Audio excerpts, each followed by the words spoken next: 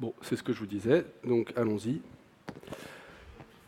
Donc ma présentation, je vais la faire en 3 parties. La première partie, il va falloir, on n'a pas le choix pour comprendre un peu ce qui se passe, rappeler les principes de pharmacodynamie et de pharmacocinétique, ce qu'on appelle la PKPD pour faire plus vite. Et puis ensuite, on regardera les mécanismes et les déterminants de l'élimination des médicaments au cours de l'épuration extra-rénale. Et ensuite, avec ces données-là, comment on va adapter notre posologie au cours de l'épuration extra-rénale. Et comme médicaments et épuration extra-rénale, c'est extrêmement vaste, je me suis focalisé sur finalement ce qui est peut-être le plus important pour nos malades de réanimation, ceux en choc septique en particulier, c'est les antibiotiques. Alors la pharmacodynamie, c'est en fait assez simple, hein, c'est quelle est la relation entre la concentration de mon médicament et l'effet qu'il produit. C'est-à-dire, voilà, vous avez, si on va rester sur le fil conducteur des antibiotiques, j'ai une concentration plasmatique, une concentration tissulaire d'antibiotiques. Qu'est-ce qui fait que cet antibiotique va tuer ma bactérie? Par quel mécanisme?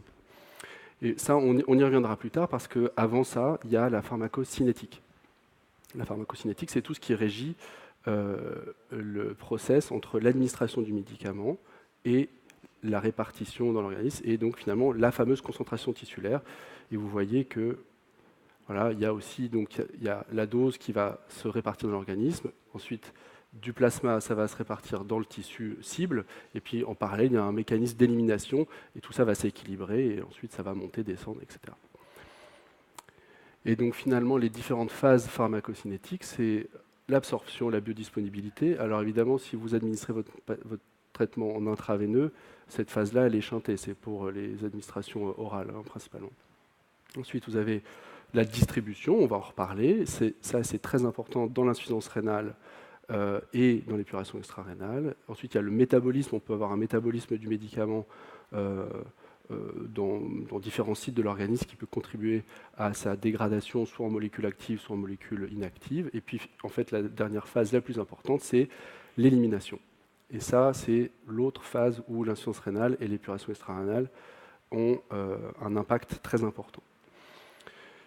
Donc ensuite, on va regarder un peu tous les paramètres qui vont influencer toutes ces phases. Et donc, dans la distribution, ce qui compte, c'est la liaison aux protéines. Vous savez que les médicaments qu'on a dans l'organisme, ils vont être sous forme libre et sous forme liée aux protéines. Et en fait, la proportion de forme libre, elle est très variable selon les traitements. Et c'est la forme libre qui va être la forme efficace, on va dire, et puis la forme aussi qui sera accessible à une clairance rénale, qui sera accessible à l'épuration extra-rénale, on va en reparler.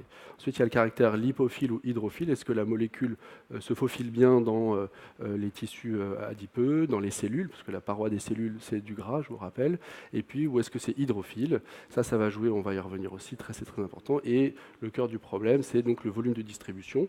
Le volume de distribution, c'est le volume total dans lequel la dose de médicament que vous avez administrée va se répartir. D'accord? Forcément, à dose égale, plus votre volume de distribution va être augmenté, plus la concentration finale va être faible. Et donc, ça, c'est très, très fortement altéré dans un contexte de réanimation, plutôt à la hausse. Hein. Les notes malades, ils ont des volumes de distribution qui sont augmentés parce que, typiquement, le malade de choc septique, il va avoir de nombreux litres de remplissage vasculaire, il va avoir un certain nombre de fuites capillaires, les œdèmes, le secteur interstitiel, c'est du volume de distribution, et donc le volume de distribution va augmenter, et donc avec un risque potentiellement de sous-dosage du médicament. Donc ensuite, on passe à la phase de l'élimination. Là, le médicament s'est distribué, maintenant, on va passer à l'élimination. Et donc, en fait, finalement, comment on élimine un médicament par plusieurs voies. Et donc, on dit que la somme des clairances correspond à l'élimination de la molécule. Et donc, finalement, si on devait en retenir que deux, c'est la clairance rénale et la clairance hépatique. Ça dépend des molécules. Il y a des molécules qui sont éliminées principalement par voie hépatique, d'autres principalement par voie rénale. Et ça va avoir un impact important, puisque on considère que si la clairance rénale représente moins d'un tiers, on va dire un peu moins, un quart de la clairance totale, finalement, la fonction rénale va avoir un impact assez modeste sur l'élimination totale de la molécule, et donc y compris l'élimination par épuration extra-rénale va également avoir un effet négligeable. Donc les molécules qui sont dans cette situation, finalement, par rapport à l'épuration extra-rénale, on ne va pas vraiment s'en préoccuper, on va faire un peu comme d'habitude. Alors, le but n'est pas de refaire un topo sur la dialyse, mais juste pour que les choses soient bien claires, Donc là, on va regarder les mécanismes qui permettent d'éliminer les médicaments au cours des différentes techniques d'épuration extra-rénale. On commence par l'hémodialyse. Donc je vous rappelle que c'est la technique de la diffusion. Très rapidement, vous avez votre sang d'un côté, votre dialysa de l'autre, une membrane semi-perméable, et en fait, les molécules vont diffuser de part et d'autre de la membrane selon un gradient de concentration. Et si on considère que le vert c'est de la créatinine, par exemple, et vous voyez que votre créatinine va partir dans le dialysa, et ensuite le dialysa vous le mettez à la poubelle, vous avez épuré votre créatinine. Et donc c'est semi-perméable, donc les grosses molécules ne passent pas. Et donc, dans cette technique, les déterminants, ça sera valable aussi pour l'hémofiltration continue, c'est toujours en deux parties. Il y a les caractéristiques liées à la technique et les caractéristiques liées aux médicaments. Et donc, les caractéristiques liées à la technique, c'est le débit sang et le débit dialysa. Plus vous montez votre débit sang, plus vous allez avoir une épuration efficace, et plus vous augmentez votre débit dialysa, plus vous aurez une épuration efficace. La durée de séance, bien sûr, elle compte. Si vous faites une séance de 4 heures ou une séance de 8 heures, évidemment, vous n'allez pas épurer la même quantité de médicaments. Et là, et ce qui compte aussi, c'est la dialysabilité de la molécule. Est-ce que ma molécule va être facilement dialysable? Et ça, c'est régi par ces caractéristiques qui sont le poids moléculaire, petite molécule, grosse molécule. Les membranes, les filtres de dialyse sont des membranes semi-perméables avec des petits pores, et donc elles vont laisser passer les petites molécules. Donc dès que la molécule va être un peu grosse, elle ne va pas bien passer dans le filtre, et donc elle ne va pas être bien dialysée.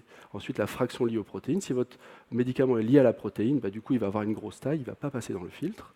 Et puis également, le volume de distribution va être important, parce que si vous avez un très grand volume de distribution, si votre médicament se répartit dans l'ensemble de l'organisme, vous allez mouliner votre sang, mais vous n'allez pas avoir accès à tout le compartiment dans lequel le médicament est réparti, et donc votre dialyse sera un peu moins efficace.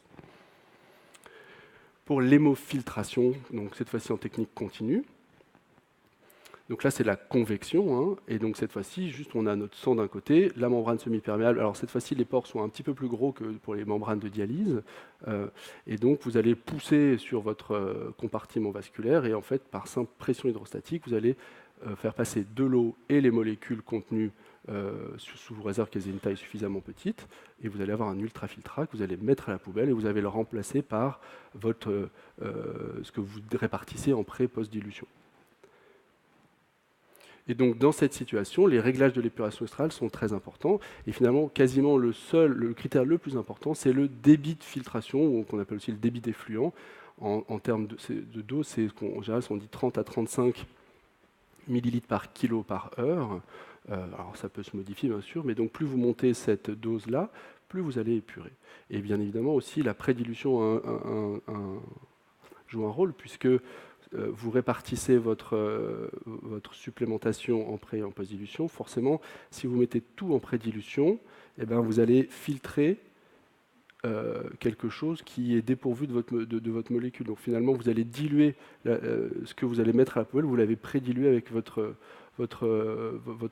liquide de substitution, alors que si vous mettez tout en post-dilution, vous filtrez vraiment que le sang, et ensuite vous remplacez par votre liquide de substitution. Et donc les caractéristiques pharmacocinétiques sont aussi importantes.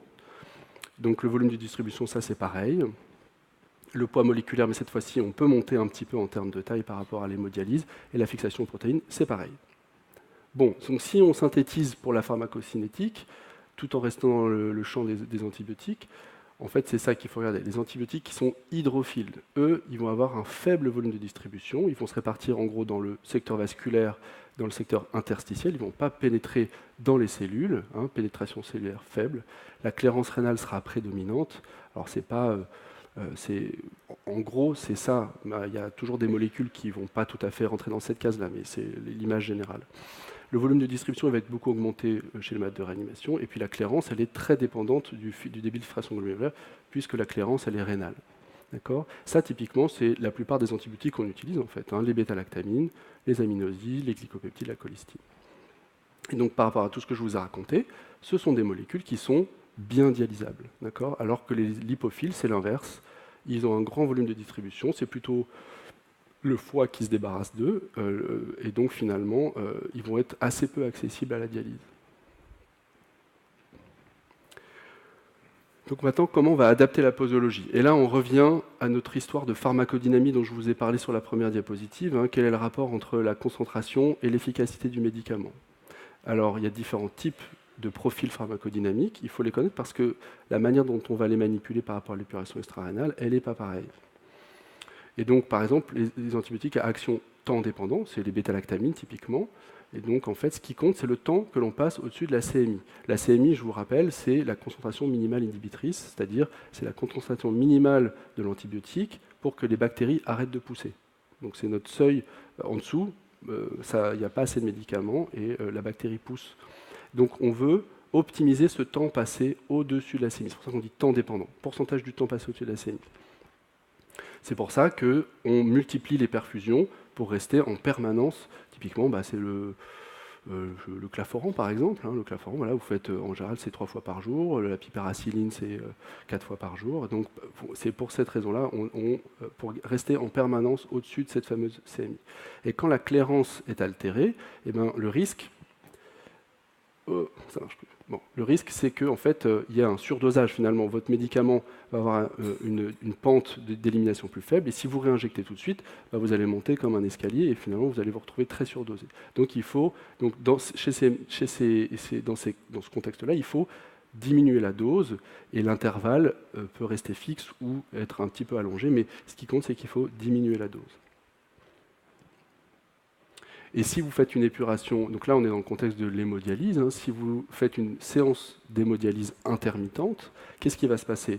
Vous faites votre dose du matin, disons c'est de la tazociline, donc vous faites 4 grammes de tazociline, parce que c'est la prescription, votre médicament va se distribuer dans l'organisme, la concentration va monter, et puis là vous allez atteindre l'équilibre, ensuite c'est l'élimination qui va se faire. Donc là l'élimination elle ne va pas être normale, parce que votre malade a une insuffisance rénale, mais il y a quand même une élimination qui se fait, et donc vous allez baisser. Et là, en fait, si vous décidez de faire une séance d'épuration, vous allez brutalement être beaucoup plus efficace en termes d'élimination de votre antibiotique, et vous risquez de passer en dessous de la CMI. Et donc, en fin de séance d'épuration extra-rénale, d'hémodialyse, vous avez souvent, j'imagine, vu des prescriptions de fin de traitement de dialyse, on réinjecte l'antibiotique pour remonter, typiquement la tazo, on dit 4 grammes x 2 par jour, plus 2 grammes post-dialyse. Et c'est pour cette raison, ça permet de repasser rapidement en fin de dialyse au-dessus de la CMI, et puis ensuite, advienne que pourra, s'il faut refaire une dialyse, ou quoi, ok, en tout cas, voilà, c'est le principe. Concernant les antibiotiques à action concentration dépendante, là c'est les aminosides, l'amicacine ou la gentamicine. Là, en fait, ce qui compte, c'est l'intensité du pic. On veut une très forte dose, pas forcément longtemps, même plutôt pas longtemps si possible, mais par contre très élevé. Et l'indice qu'on utilise, c'est la concentration maximale sur la CMI. On veut être un certain nombre de fois au-dessus de la CMI. En pratique, c'est entre 8 et 10 fois la CMI du germe. D'accord ? Et donc, ce qui se passe avec si la clairance est abaissée, votre médicament, décidément, ici, votre médicament, il va s'éliminer beaucoup plus doucement. Et en fait, donc vous allez rester, je vous ai mis la ligne rouge, c'est la ligne au-dessus duquel on est toxique. Donc on a envie de descendre rapidement en dessous de cette limite. Et là, si vous avez une insuffisance rénale, vous allez rester longtemps au-dessus de la zone de toxicité, donc vous ne pouvez pas réinjecter votre aminoside. Et donc le but, la manière de prescrire le médicament, ça va être de garder la dose fixe parce qu'on veut un pic très élevé. Donc ça, il faut pas, si vous baissez la dose, vous allez avoir un petit pic et vous avez perdu. Vous avez à la fois pas un bon pic et puis en plus vous allez avoir une toxicité parce que le médicament met du temps à s'éliminer. Donc c'est pas du tout intéressant. Donc gardez la dose. Par contre, vous allez devoir allonger l'intervalle. Et alors c'est là où ça peut être intéressant. Si vous devez faire une séance d'hémodialyse, autant je vous ai expliqué avec les bêta-lactamines, il faut refaire une dose en fin de dialyse. Là, à l'inverse, en fait, il faut faire la dose avant la dialyse, puisque vous mettez le médicament, vous avez un bon pic, et ensuite, grâce à la séance d'épuration externe, vous allez rapidement baisser le taux résiduel, et donc vous allez vous éloigner de la zone toxique. Et ça, ça a été montré dans une étude, où vous voyez qu'en fait, ils ont fait la Genta avec 2 doses différentes. 3 fois, si vous mettez 3 fois plus de Genta et que vous faites une dialyse tout de suite après, vous revenez au même taux que si vous aviez fait 3 fois moins de Genta. Donc c'est assez utile, ça permet de réduire l'intervalle interdose. Bon, il ne faut pas faire une dialyse absolument pour ça, mais si vous devez faire une dialyse dans la journée et que vous devez faire une prescription d'aminosides, il faut faire la prescription d'aminosides 2 heures avant la séance d'hémodialyse. Alors ensuite, si on se place dans le cadre de l'hémofiltration continue, comment on va adapter la posologie? Alors là, en fait, c'est un petit peu plus difficile. Ah, ça passe un petit peu vite. Oh, bah alors, voilà, ça convulse. Non, il veut pas. Oula. Ok. C'était fini? Ah, c'est pour ça. Bon, en pratique, l'hémofiltration continue, c'est très très variable parce que ça dépend de la prescription. Ah, c'est bon, j'ai le droit d'y revenir. C'est gentil. Alors c'est juste avant. Voilà. La clairance du médicament, elle dépend des réglages de l'épuration extra-rénale, et ça, c'est très variable d'un centre à l'autre. Ça dépend du débit de filtration, si vous mettez 20 ml kWh, 30, 40, 50, si vous mettez beaucoup de prédilution ou pas, et le type de membrane. Chacun a ses systèmes, et donc la membrane peut avoir un impact important. Et donc la variabilité, elle est très importante, et vous ne trouverez pas de truc tout fait, voilà la dose à mettre pour une épuration extra-rénale. Si vous regardez dans le Vidal, par exemple, je ne recommande pas de regarder le Vidal pour les adaptations de doses de médicaments d'une manière générale, mais en l'occurrence, vous aurez des tableaux pour l'hémodialyse, mais vous n'aurez jamais d'adaptation de dose pour l'hémofiltration, c'est trop variable. Je ne vous ai pas montré, mais il y a 5 ou 6 ou 7 schémas posologiques différents qui ont été utilisés dans la littérature sur la pyperacilline, par exemple, avec des variations très importantes. Donc, je ne vais pas vous dire la recette miracle. Ce qu'il faut retenir, c'est que globalement, le schéma posologique s'approche en général de celui d'un insuffisant rénal modéré à sévère, une clairance, disons, à 20-30 millilitres minute. Voilà. Et surtout, le message, c'est que quand on ne sait pas ce qu'on fait, il faut aller regarder, et c'est les dosages des antibiotiques. Hein, donc, soit parce que votre index thérapeutique est étroit, typiquement aminoside, vancomycine, l'index thérapeutique, c'est que la différence entre la zone toxique et la zone thérapeutique est très faible. On peut très vite passer en zone toxique. Donc là, il faut vérifier, éviter le surdosage et la toxicité. Et dans les situations difficiles, les germes difficiles à traiter avec des CMI élevés, une augmentation importante du volume de distribution, un mec qui a pris 30 kg d'œdème, par exemple, et une clairance du médicament qui peut être difficile à évaluer, à ce moment-là, il faut doser, mais plutôt un résiduel, pour s'assurer de l'absence de sous-dosage qui peut avoir des conséquences dramatiques chez le malade en choc septique. Si on ne leur donne pas le bon médicament, eh bien, ça ne va pas bien se finir. Voilà. Et pour finir, donc, pour bien prescrire un médicament dans un contexte d'EER, il faut savoir que c'est compliqué, ça nécessite la connaissance de pharmacocinétique, de pharmacodynamie, et il faut connaître bien la technique d'épuration extra-rénale que vous utilisez, et il ne faut pas hésiter à recourir au dosage pharmacologique. Je vous remercie pour votre attention.